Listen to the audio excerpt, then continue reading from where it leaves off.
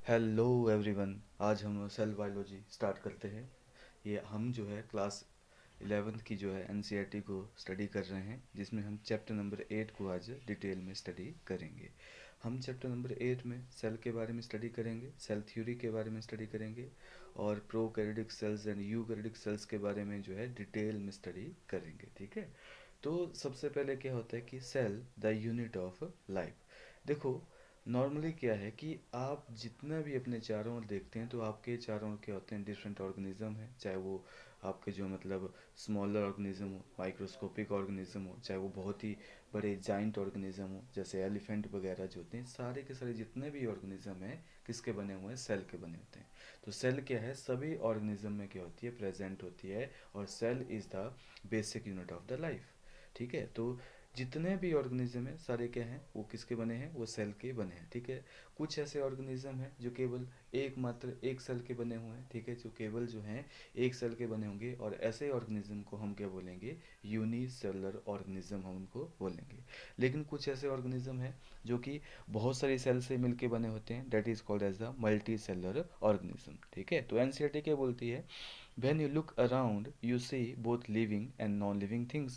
You must have wondered and asked yourself, what is it that make an organism living, or what is it that an inanimate या non-living thing does not have, which a living thing has. ठीक है। हमने first chapter में living system के जो है properties पढ़ ली है। ठीक है, जिसमें हमने लिविंग सिस्टम की प्रॉपर्टी में क्या पढ़ा था कि वो ग्रो करते हैं, रिप्रोड्यूस करते हैं, रिपेयर एंड हीलिंग होती है, होम्योस्टेसिस शो करते हैं। ठीक है, मेटाबॉलिज्म शो करते हैं, और उनकी क्या होती है, ऑर्गेनाइजेशंस होती है। तो ये हमने करेक्टर जो है लिविंग सिस्टम के पढ़ लिए हैं। ठीक है। तो ये चीज़ है कि, लेकिन एक ऐसी चीज़ है जो कि लिविंग और नॉन लिविंग को क्या करती है, आपकी जो है डिफ्रेंशिएट करती है, दैट इज़ सेल। तो सेल क्या है, बेसिक यूनिट है किसकी, लिविंग ऑर्गेनिज्म की। सेल क्या है, बेसिक यूनिट है लिविंग ऑर्गेनिज्म की। ठीक है। ऑल ऑर्गेनिजम्स होते हैं, they are composed of the cell, some are composed of a single cell and called as unicellular organism, while some जो होते हैं they are composed of million of the cell. ठीक है, they are composed of million of cell, they are called as the multi cellular organism. ठीक है। तो बोलने का मतलब क्या है कि कुछ ऐसे ऑर्गेनिज्म हैं, कुछ ऐसे ऑर्गेनिज्म हैं जो किसके बने होते हैं, वो आपके जो मतलब सिंगल सेल के बने होते हैं। लेकिन कुछ ऐसे ऑर्गेनिज्म होते हैं जो किसके बने होते हैं, आपके बहुत सारी सेल से मिलके बने होते हैं, उनको हम क्या बोलते हैं, मल्टी सेलुलर ऑर्गेनिज्म बोलते हैं। तो हमने प्रीवियस चैप्टर में भी पढ़ा था, प्रीवियस चैप्टर में भी हमने पढ़ा था कि जो यूनिसेलुलर ऑर्गेनिज्म है उनमें जो होते हैं function, that is digestion, respirations and other various important function of the life that are perform by the single cell only. वहाँ पे केवल एक ही सेल क्या कर रही है, आपकी जो मतलब डिफरेंट फंक्शन जो होती है बॉडी के परफॉर्म कर रही है। ठीक है। लेकिन मल्टी सेलुलर ऑर्गेनिज्म में क्या होता है, सेल्स होती है, इंटरेक्ट करती हैं, they will form tissue, tissue will form organ and organ will form organ system. तो इस प्रकार की क्या होती है, इंट्रैक्शन एंड ऑर्गेनाइजेशन जो होती है, यह डिवीजन ऑफ लेवल्स होता है आपका मल्टी सेलुलर ऑर्गेनिज्म में पाया जाता है। ठीक है। तो सबसे पहले आता है आपका यहाँ पे सेल क्या है। ठीक है। देखो सेल क्या है, यूनिसेलुलर ऑर्गेनिज्म जो होते हैं, ठीक है, are capable of independent existence and performing the essential function of the life. आपके यूनिसेलुलर ऑर्गेनिज्म क्या करते हैं, वो इंडिपेंडेंटली क्या करते हैं, एग्जिस्ट करते हैं। आपने बैक्टीरिया के बारे में स्टडी किया है, किंगडम मोनेरा में हमने स्टडी किया है। ठीक है, वो सारे सिंगल सेल होते हैं। ठीक है। उसके बाद आपके सिंगल सेल यूकैरियोट के बारे में हमने प्रोटिस्टा में डिटेल में स्टडी किया कि जो आपके यूनिसेल ऑर्गेनिज्म होते हैं वो क्या करते हैं, उनकी इंडिपेंडेंट क्या होती है, एग्जिस्टेंस होती है, और वे आपकी जो सेल्स होती है वो क्या करती है, वो इसेंशियल फंक्शन ऑफ लाइफ क्या करती है, परफॉर्म करती है। ठीक है। तो anything less than a complete structure of the cell does not ensure independent living. इसलिए क्या होता है कि अगर सेल से भी कोई स्ट्रक्चर का इनकम्प्लीट है तो क्या होता है, वो उसकी इंडिपेंडेंट क्या होती है कि मतलब एग्जिस्टेंस नहीं होती है। इसलिए हम क्या बोलते हैं, सेल जो है ये स्मॉलेस्ट एंटिटी है। ठीक है, स्मॉलेस्ट एंटिटी है, जिससे जो क्या करती है, वो इंडिपेंडेंट एग्जिस्ट करती है और बहुत सारे इसेंशियल फंक्शन जो है लाइफ की जो है मतलब परफॉर्म करती है। इसलिए हम सेल को क्या बोलते हैं, cell is the basic structural and functional unit of life. ठीक है। उसके बाद सबसे पहले सेल किसने डिस्कवर की थी, तो एंटन वॉन लीवन ने क्या किया था, saw and describe a live cell. तो आपकी अगर आपको एग्जाम में क्वेश्चन आता है कि लिविंग सेल फर्स्ट किसने डिस्कवर की थी, तो एंटन लीवन ने किया था। लिविंग सेल को जो है सबसे पहले जो है मतलब क्या किया था, मतलब डिस्क्राइब किया था, ठीक है। उसने माइक्रोस्कोप के अंदर देखा था। वो सबसे पहले डिस्कवर किसने की थी, एंटन लीवन ने जो है मतलब लिविंग सेल को जो है मतलब क्या बोलते हैं, डिस्क्राइब किया था। उन्होंने बैक्टीरिया को स्टडी किया, प्रोटोजोआ को स्टडी किया, स्पर्मेटोजोआ को स्टडी किया, आरबीसी को स्टडी किया। तो उसने किया था लिविंग सेल को जो है मतलब डिस्कवर एंड डिस्क्राइब किया था। लेकिन सबसे पहले जो हमारे साइंटिस्ट का नाम आता है, दैट इज रॉबर्ट हुक ने क्या किया था, रॉबर्ट हुक ने क्या किया था, सेल को डिस्कवर किया था। लेकिन रॉबर्ट हुक ने क्या किया, 1665 में क्या किया, सबसे पहले जो है कॉर्क सेल को, मैंने आपको कॉर्क के बारे में बता दिया है। कॉर्क सेल्स क्या होते हैं, डेड सेल्स होते हैं, ठीक है। तो उसने जो रॉबर्ट हुक थे उन्होंने डेड सेल को क्या किया, मतलब स्टडी किया। और एक्चुअल में जब वो माइक्रोस्कोप में जब डेड सेल को देख रहा था, तो उसको क्या, ऐसे डिफरेंट कंपार्टमेंट जो है मतलब वो देख रहा था, ठीक है। डिफरेंट कंपार्टमेंट जो है देख रहा था, he actually observing the dead cell. और डेड सेल में भी क्या देख रहा था, वो सेल वॉल को ही क्या कर रहा था, उसने देखा। तो उसी बेसिस के ऊपर रॉबर्ट हुक ने क्या किया था, सेल सेल जब डिस्कवर की तो नाम भी सेल किसने दिया था, रॉबर्ट हुक ने ही सेल का नाम भी दिया था, ठीक है। तो रॉबर्ट हुक ने क्या किया था, वो फर्स्ट थे ऑब्जर्व करने में कॉर्क सेल को।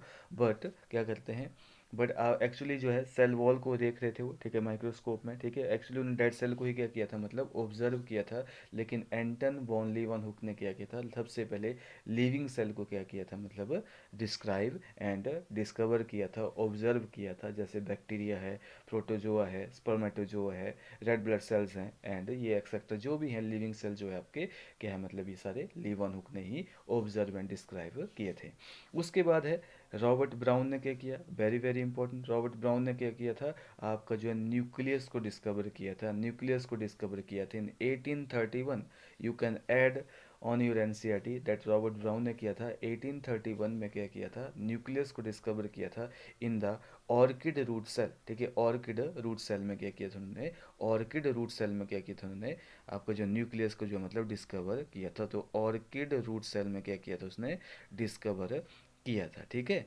उसके बाद धीरे धीरे जो है माइक्रोस्कोप की जो है, धीरे धीरे जो आपके माइक्रोस्कोप की जो है टेक्निकली इम्प्रूवमेंट होती गई, ठीक है। तो माइक्रोस्कोप की जो मतलब इन एक तो सबसे पहले है कि who is known as the father of microscopy, तो Leeuwenhoek is called as the, Leeuwenhoek is called as the father of microscopy, ठीक है। हम लीवन हुक को क्या बोलते हैं, फादर ऑफ माइक्रोस्कोपी बोलते हैं, ठीक है। और इलेक्ट्रॉन माइक्रोस्कोप किसने स्टडी किया, किसने डिस्कवर किया, इलेक्ट्रॉन माइक्रोस्कोप जो होते हैं, it is discover by max knoll, ठीक है, मैक्स नॉल। एंड ये भी आप ऐड कर सकते हैं, इलेक्ट्रॉन माइक्रोस्कोप जो है किसने डिस्कवर किया था, max Knoll and E Ruska, ठीक है, या अर्नस्ट रस्का भी जिसको हम बोलते हैं। इन्होंने क्या किया था कि आपका इलेक्ट्रॉन माइक्रोस्कोप जो है मतलब स्टडी किया था इन 1931, ठीक है। 1931 में क्या किया था, इन्होंने स्टडी किया था। तो एंटन लीवन हुक ने क्या किया, आपका जो है he is also known as the father of microscopy. And आपका जो है मतलब इलेक्ट्रॉन माइक्रोस्कोप जो डिस्कवर किया था, that is by Max Knoll and Ernst Ruska ने जो है मतलब डिस्कवर किया था। उसके बाद आती है आपकी सेल थ्योरी। सेल थ्योरी किसने दी, ठीक है, बहुत ही इंपॉर्टेंट है, यहाँ से बहुत सारे क्वेश्चन आपके बनते हैं, ठीक है, आपके एग्जाम्स में, ठीक है। सेल थ्योरी जो है इन 1838 में आपके जो थे साइंटिस्ट मैथियास स्लिडन जो थे, मैथियास स्लिडन जो थे एक जर्मन बॉटनिस्ट थे, यानी कि वो प्लांट के ऊपर स्टडी कर रहे थे, ठीक है। उन्होंने बहुत सारे क्या वो लार्ज नंबर ऑफ प्लांट को क्या किया, स्टडी किया, ऑब्जर्व किया। और उन्होंने देखा कि जितने भी प्लांट्स हैं वो सारे क्या बने होते हैं, वो they are composed of different kind of the cell which form the tissue of the plant, कि जितने भी प्लांट है actually he is observing the plant. और जब उन्होंने देखा कि प्लांट्स होते हैं they are made up of the different kind of the cell, और ये सेल्स क्या करते हैं, ये टिश्यू बनाते हैं प्लांट में। तो at about the same time जो थे जोलॉजिस्ट दैट इज थियोडोर स्वान जो थे, थियोडोर जो है स्वान जो थे, ठीक है, थियोडोर स्वान जो करते हैं 1839 में, सेम टाइम पे भी क्या कर रहे थे, ये एनिमल सेल्स को क्या कर रहे थे, मतलब स्टडी कर रहे थे, ठीक है। उन्हें क्या बोला कि एनिमल सेल के पास क्या होती है, एक थिन आउटर लेयर होती है, ठीक है, जिसको हम आज क्या बोलते हैं, प्लाज्मा मेम्ब्रेन बोलते हैं, जिसे हम आज क्या बोलते हैं, प्लाज्मा मेम्ब्रेन बोलते हैं। और उन्हें क्या बोला कि उन्हें also he also conclude that, अपनी स्टडी के ऊपर प्लांट टिश्यू के ऊपर उसने बोला कि प्लांट में क्या होता है कि cell wall is the contrasting feature of जो है प्लांट प्लांट सेल, लेकिन एनिमल्स में क्या होता है, सेल वॉल जो होती है एब्सेंट होती है। देखो क्या है, अगर आपको मैं समराइज करके बताऊं कि आपके जो एम्स्क्लिडन थे, एम्स्क्लिडन जो थे उन्होंने क्या किया, वो प्लांट के ऊपर स्टडी कर रहे थे और उन्होंने क्या बोला, जितने भी प्लांट्स हैं वो किसके बने होते हैं, वो सेल के बने होते हैं। और सेम टाइम पे 1839 में जो है थियोडोर स्वान जो थे, टी श्वेन जो थे, वो क्या कर रहे थे, वो एनिमल्स के ऊपर स्टडी कर रहे थे। तो एनिमल ने क्या बोला कि एनिमल्स में क्या होता है, एनिमल सेल्स में क्या होती है, एक थिन लेयर प्रेजेंट होती है, उसको हम क्या बोलते हैं, आज हम उसको क्या बोलते हैं, प्लाज्मा मेम्ब्रेन बोलते हैं, प्लाज्मा लीमा बोलते हैं, ठीक है।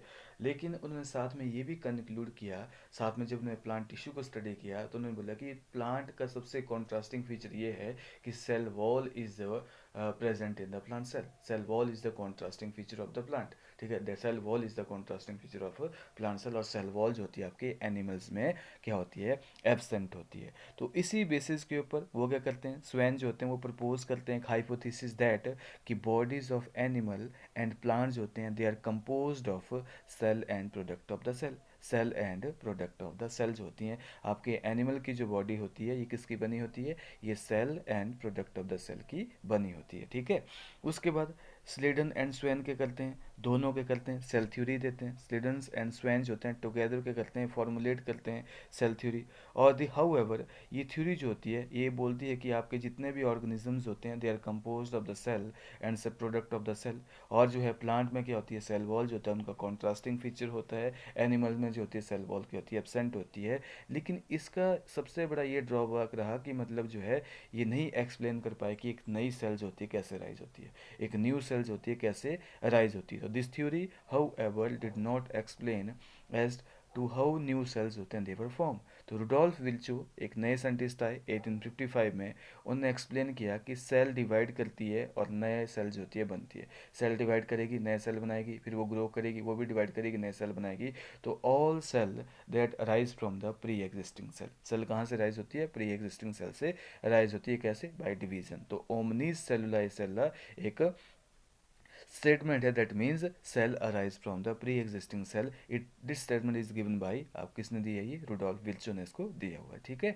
He modified the hypothesis of Schleiden and Schwann and give the cell theory a final shape. उन्होंने क्या किया, उन्हें सेल थ्योरी को जो है मॉडिफाइड किया, सेल डॉक्ट्रिन बोलते हैं इसको, ठीक है। सेल थ्योरी को मॉडिफाइड किया और उन्होंने क्या किया, उसकी स्टेटमेंट कैसे दी कि ऑल लिविंग ऑर्गेनिजम्स होते हैं they are composed of cell and product of the cell. Obviously चाहे प्लांट हो चाहे एनिमल्स हो, सारे किसके बने होते हैं, सेल के बने होते हैं, प्रोडक्ट ऑफ सेल के बने होते हैं। और ऑल सेल्स होते हैं they arise from the pre existing cell, all cells होते हैं they are arise from the pre existing cell. और वायरस जो होते हैं they are exception to the cell theory, क्योंकि उनके पास क्या होती है, सेलुलर ऑर्गेनाइजेशन नहीं होती है, क्योंकि उनके पास सेलुलर ऑर्गेनाइजेशन नहीं होती है। तो हमने क्या पढ़ा, हमने यूनिसेलुलर ऑर्गेनिज्म के बारे में पढ़ा, मल्टी सेलुलर ऑर्गेनिज्म के बारे में पढ़ा, सेल थ्योरी के बारे में पढ़ा, और आपकी जो है मतलब cell doctrine that is the modification of the cell theory that is given by Rudolf Virchow that is called as the omni cellular cella, ठीक है। ये स्टेटमेंट कई बार एग्जाम में पूछी गई है। तो ये किसने दी थी, 1855 में रुडोल्फ विल्चो ने दी थी। और इसका मतलब क्या है कि सेल जो होती है that arise from pre existing cell, cell जो होती है कहाँ से राइज होती है, प्री एग्जिस्टिंग सेल से राइज होती है, ठीक है। सेल जो होती है कहाँ से कैसे राइज होती है, प्री एग्जिस्टिंग सेल से राइज होती है, ये भी आपने याद रखना है, ठीक है।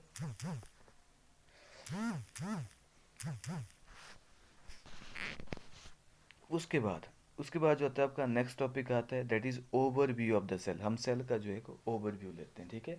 देखो यहाँ पे आपने अर्लियर क्लासेस में भी ऑब्जर्व किया होगा कि जैसे हमने you have earlier observe that कि cell in an onion peel और ह्यूमन चिक सेल जो होते हैं अंडर द माइक्रोस्कोप। आपको जो लोअर क्लासेस में कई बार जो होते हैं टीचर माइक्रोस्कोप के थ्रू क्या करते हैं, सेल का जो है मतलब ऑब्जर्व करवाते हैं, अनियन को भी करवाएंगे और ह्यूमन चिक को भी करवाएंगे। तो let us recollect their structure. Onion cell जो होता है, अनियन सेल जो होते हैं वो क्या है, टिपिकल एक प्लांट सेल है। अनियन सेल क्या है, एक प्लांट सेल है, ठीक है। लेकिन प्लांट सेल के पास क्या होती है, एक प्रॉपर्टी होती है कि प्लांट सेल के पास क्या होती है, एक डिस्टिंक्ट सेल वॉल जो होती है प्रेजेंट होती है, ठीक है। उसमें सेल मेम्ब्रेन भी होगी, लेकिन सेल मेम्ब्रेन के बाहर क्या होगा, सेल वॉल भी क्या होती है, प्रेजेंट होती है। जैसे अगर मैं देखूँ यहाँ पे प्लांट सेल में अगर बना के बताऊँ, तो यहाँ पे क्या है, मान लो कि ये प्लाज्मा मेम्ब्रेन है। उसके बाद क्या है, प्लाज्मा मेम्ब्रेन के बाहर भी क्या होती है आपकी, यहाँ पे जो है प्लाज्मा मेम्ब्रेन के बाहर भी क्या होती है आपकी, यहाँ पे जो है सेल वॉल प्रेजेंट होती है। तो सेल वॉल क्या है आपकी, जो मतलब कॉन्ट्रास्टिंग फीचर है किसका, प्लांट सेल का। तो वही चीज़ है कि आपके लेटेस्ट रिकोलेक्ट द स्ट्रक्चर, ठीक है। The onion cell which is a typical plant cell है, has a distinct cell wall as its outer boundary and just within it it is a cell membrane. सबसे बाहर क्या है आपका, यहाँ पे सेल वॉल प्रेजेंट होती है, उसके बाद क्या होती है, सेल मेम्ब्रेन जो होती है प्रेजेंट होती है इन केस ऑफ प्लांट। तो प्लांट में क्या है, सेल वॉल एक क्या है, कॉन्ट्रास्टिंग फीचर है। लेकिन cell of human cheek that is going to represent your animal cell, तो उसमें क्या होता है, केवल और केवल आउटर मेम्ब्रेन होती है, केवल और केवल जो होती है प्लाज्मा मेम्ब्रेन होती है, सेल वॉल जो होती है क्या होती है, एब्सेंट होती है। उसके बाद सेल के अंदर क्या होता है, dense membrane bound nucleus present होता है। ऑब्वियसली दोनों यूकैरियोटिक है तो दोनों में क्या होगा, ट्रू न्यूक्लियस प्रेजेंट होगा। और दिस न्यूक्लियस जो होता है इसके अंदर क्या होते हैं, क्रोमोजोम होते हैं, ठीक है। क्रोमोजोम क्या करेंगे, वो आपका जेनेटिक मटेरियल डीएनए को कंटेन करते हैं, डीएनए आपके बारे में पूरी इन्फॉर्मेशन रखता है, ठीक है। और cell that have membrane bounded nuclei are called as the eukaryotic cells, और where the cell have that lack the membrane bounded nucleus called as the prokaryote. मैंने आपको जब किंगडम क्लासिफिकेशन करवाया था, जब मैंने आपको 5 किंगडम क्लासिफिकेशन करवाया था, तो मैंने उस टाइम पे भी आपको प्रोकैरियोटिक और यूकैरियोटिक सेल्स के बीच में डिफ्रेंशिएट करवाया था। प्रोकैरियोटिक सेल्स में क्या होता है कि वहाँ पे न्यूक्लियस जो होता है, वहाँ पे वेल डिफाइंड न्यूक्लियस प्रेजेंट नहीं होगा। डीएनए जो होता है वो नेक्ड होता है और DNA is not surrounded by the nuclear membrane, और this kind of nucleus is called as the primitive nucleus बोलते हैं, और that is called and the organism is called as the prokaryote, ठीक है। लेकिन इन यूकैरियोट्स में क्या होता है, ट्रू न्यूक्लियस प्रेजेंट होता है, आपका डीएनए, आपके जो क्रोमोसोम्स होते हैं, they are present inside the well defined nucleus and they are called as the eukaryote, ठीक है। तो ये आपको मैंने बताया था। न्यूक्लियस कंटेन जेनेटिक इंफॉर्मेशन, ठीक है। और ऐसे सेल जिनमें न्यूक्लियस, ट्रू न्यूक्लियस प्रेजेंट है, उनको हम क्या बोलेंगे, यूकैरियोटिक बोलेंगे। ट्रू न्यूक्लियस एब्सेंट है उनको हम प्रोकैरियोट बोलेंगे, और जिनमें ट्रू न्यूक्लियस प्रेजेंट है उसको हम क्या बोलेंगे, यूकैरियोटिक बोलेंगे। उसके बाद in both prokaryote and eukaryotic cells में क्या होता है, साइटोप्लाज्म प्रेजेंट होता है। ऑब्वियसली सेल के अंदर क्या होगा, साइटोप्लाज्म प्रेजेंट होगा, ठीक है। इन साइटोप्लाज्म जो होता है मेन एरिना होता है आपकी सेलुलर एक्टिविटीज़ का, चाहे प्लांट हो, चाहे एनिमल हो, चाहे प्रोकैरियोट हो, यानी कि साइटोप्लाज्म में ही मेन एक्टिविटीज़ होती है। साइटोप्लाज्म में भी डिफरेंट टाइप का मेटाबॉलिज्म रिएक्शन चलते हैं। तो ये आपका मेन एरिना, मेन एरिना का मतलब होता है मेन अखाड़ा जो होता है, दैट इज आपकी सेलुलर एक्टिविटीज़ का, प्लांट हो चाहे एनिमल हो चाहे इवन प्रोकैरियोट हो, उसमें भी साइटोप्लाज्म क्या होता है, वेरियस एक्टिविटीज़ जो है उसमें होती हैं, ठीक है। वेरियस केमिकल रिएक्शन जो होते हैं इस साइटोप्लाज्म में होते रहते हैं। ये क्या करते हैं, सेल को जो है लिविंग स्टेट में रखते हैं, लिविंग स्टेट में रखते हैं, ये भी आपने याद रखते हैं।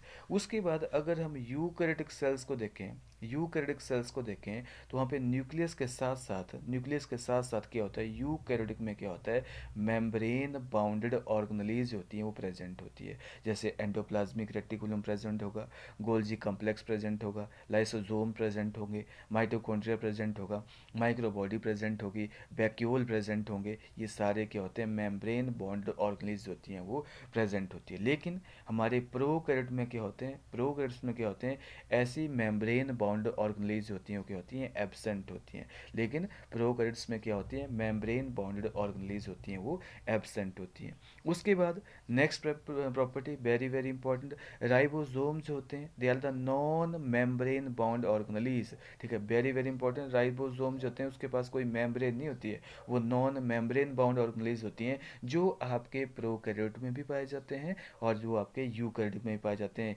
लेकिन फ़र्क ये है कि प्रोकैरियोट में जो है 70S टाइप के राइबोसोम प्रेजेंट होते हैं, लेकिन यूकैरियोट में जो है 70S भी होता है और 80S टाइप के राइबोसोम भी पाए जाते हैं। तो आपने याद रखना है कि राइबोसोम्स क्या होते हैं, ये नॉन मेम्ब्रेन बाउंड ऑर्गेनेलीज होते हैं, और ये दोनों में पाए जाएंगे, प्रोकैरियोट में भी और यूकैरियोट में भी पाए जाते हैं। विद इन द सेल, अब यहाँ पे राइबोसोम्स होते हैं they are the non membrane bound organelles found in all cell both eukaryotic as well as prokaryotic. Within the cell ribosomes होते हैं they are not found only in the cytoplasm but also in the two organelle that is chloroplast and mitochondria, ठीक है। लेकिन eukaryote में क्या है, आपके plant और एनिमल सेल्स में क्या हो रहा है, आपके राइबोसोम केवल और केवल साइटोप्लाज्म में ही नहीं है, लेकिन ऑर्गेनेली में भी पाए जाते हैं। साइटोप्लाज्म में जो आपके जो साइटोप्लाज्म में जो आपके राइबोसोम है वो 80S होते हैं, ठीक है। और आपके कई बार के होते हैं जो आपके आपके माइटोकॉन्ड्रिया में आपके जो मतलब क्लोरोप्लास्ट में जो राइबोसोम होते हैं वो क्या होते हैं, 70S होते हैं। तो हम क्या बोल सकते हैं, हम ये बोल सकते हैं कि यूकैरियोट में क्या होते हैं, यूकैरियोट में क्या होते हैं कि आपके जो है मतलब 70 और 80s दोनों टाइप के राइबोसोम पाए जाते हैं, लेकिन आपके प्रोकैरियोट में केबल और केबल जो होते हैं एक ही टाइप के राइबोसोम पाए जाते हैं, that is called as the 70s type of ribosome. ठीक है, उसके बाद एनिमल सेल्स क्या होता है, ठीक है, यहाँ पे एनिमल सेल के पास क्या होता है, also contain a non membrane, ये भी एक नॉन मेम्ब्रेन बाउंडेड ऑर्गेनली है जिसको हम बोलते हैं सेंट्रोजोम, जिसमें क्या होते हैं सेंट्रियोल होते हैं, 2 सेंट्रियोल होते हैं सेंट्रोजोम में। ठीक है, लेकिन जो हेल्प करते हैं हमारी किसमें, सेल डिवीजन में। लेकिन प्लांट सेल में क्या होंगे, सेंट्रियोल जो होते हैं एब्सेंट होते हैं। तो एनिमल सेल में क्या होंगे, सेंट्रियोल प्रेजेंट होते हैं, लेकिन प्लांट सेल में दोनों यूकैरियोटिक हैं। मैं यहाँ पे प्रोकैरियोटिक और यूकैरियोटिक के बारे में नहीं बता रहा हूँ, मैं एनिमल सेल्स में क्या होते हैं, एनिमल प्रोकैरियोट में तो वैसे ही एब्सेंट होते हैं, लेकिन एनिमल सेल्स में क्या होते हैं आपके सेंट्रियोल प्रेजेंट होते हैं, और प्लांट सेल में क्या होते हैं सेंट्रियोल जो होते हैं एब्सेंट होते हैं। उसके बाद सेल जो होती है डिफर करती है साइज में भी, ठीक है, शेप में भी, एक्टिविटीज़ में भी। जैसे माइकोप्लाज्मा, हमने इसके बारे में डिटेल में स्टडी किया हुआ है, ये स्मॉलेस्ट सेल है, इसका साइज़ कितना है 0.3 माइक्रोमीटर। ये भी आपके एग्जाम में आ सकता है कि इसका साइज़ कितना है, 0.3 माइक्रोमीटर इन लेंथ होता है। लेकिन बैक्टीरिया का साइज़ कितना होता है, देखो बैक्टीरिया का साइज़ होता है आपका कितना होता है, दैट इज़ 3 to 5 माइक्रोमीटर होता है। ठीक है, ये आपका स्मॉलेस्ट सेल कौन सा होता है, स्मॉलेस्ट सेल्स होता है माइकोप्लाज्मा होता है। बैक्टीरिया का साइज़ 3 to 5 माइक्रोमीटर है, लेकिन उससे भी छोटा देखो 0.3 माइक्रोमीटर जो होता है आपके माइकोप्लाज्मा का साइज़ होता है वो होता है। ठीक है, लार्जेस्ट आइसोलेटेड सिंगल सेल्स होता है, हमें पता है कि सिंगल सेल सबसे लार्जेस्ट सेल कौन सा है, एग ऑफ ऑस्ट्रिच है, एग ऑफ ऑस्ट्रिच होता है, ये लार्जेस्ट सेल है। ठीक है, लार्जेस्ट सेल है। ठीक है, और लॉन्गेस्ट कौन सा है आपका, लॉन्गेस्ट जो मतलब हमारे नर्वस सिस्टम में न्यूरॉन होते हैं, और हमारे जो आरबीसी होते हैं वो लॉन्गेस्ट तो नहीं होते। ठीक है, उनमें जो उनका जो साइज होता है कितना होता है, वो आपका 7.0 माइक्रोमीटर होता है, किसमें, डायमीटर में। डायमीटर में जो होता है 7.0 माइक्रोमीटर होता है, ये भी आपने याद रखना है। नर्व सेल्स होते हैं are some of the longest cell. Cell also very greatly in shape, देखो सेल की जो शेप होती है वेरी करते हैं, जैसे कईयों में राउंड होगी, कईयों में स्पेरिकल होगी, कई में जो है आपकी जो मतलब इलोंगेटेड होगी। ठीक है, जैसे मसल फाइबर्स होते हैं वो सिलिंड्रिकल होते हैं, ऐसे डिफरेंट डिफरेंट साइज हो सकते हैं, ताकि क्यों, ताकि ये उसकी एक्टिविटी के ऊपर डिपेंड करेगा।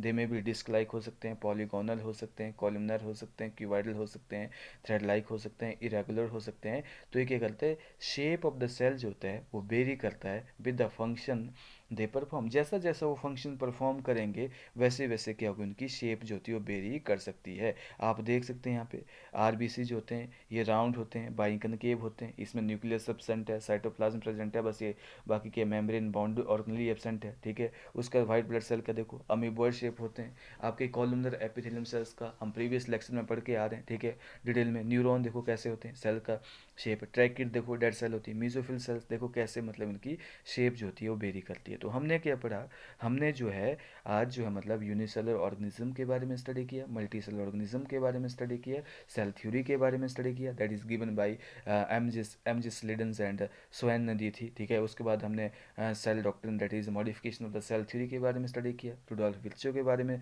स्टडी किया। ठीक है, उसके बाद हमने overview of the cell study किया। ठीक है, जिसमें हमने प्रोकैरियोटिक और यूकैरियोटिक सेल्स के बीच में थोड़ा बहुत डिफरेंस देखा, और प्लांट और एनिमल सेल के बीच में भी थोड़ा बहुत डिफरेंस देखा। ठीक है, समझ इतना जो है आपको कम क्लियर और कंप्लीट हो जाना चाहिए। ठीक है, ठीक है, दैट्स ऑल अबाउट